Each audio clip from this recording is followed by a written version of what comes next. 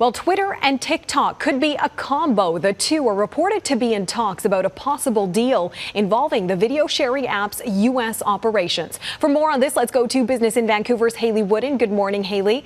All of this, of course, after the Trump administration declared a national security threat over TikTok's Chinese ownership. What do we know about these latest developments?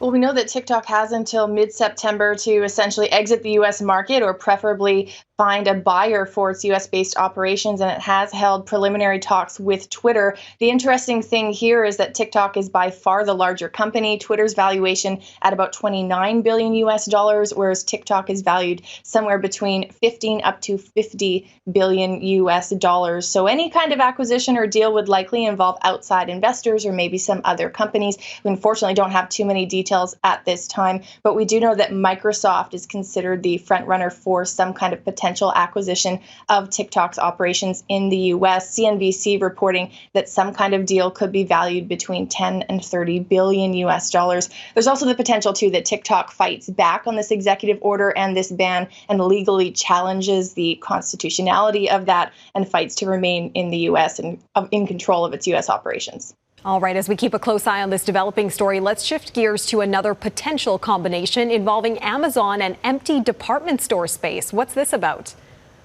This reminds me a little bit of the symbolism of Amazon moving into downtown Vancouver's former Canada Post building. It's a little on the nose here, but Simon Property Group, which owns dozens of malls in the United States and operates them as well, in talks with Amazon to fill empty department store spaces. So those large anchor properties within malls that really served as a draw to consumers to come to mall properties. A lot of them vacant. In Canada, of course, we've seen many changes to Hudson's Bay and Sears. South of the border, we've seen a number of recent bankruptcy filings for companies including JCPenney and Neiman Marcus. So these could now be turned into Amazon distribution centers, which would be really interesting. These talks reportedly began, according to the Wall Street Journal, before the pandemic and before this recent wave of bankruptcy filings. But no doubt retail is going to look very different in the years ahead. That is for sure. All right, Business in Vancouver's Haley Wooden. Haley, thanks as always.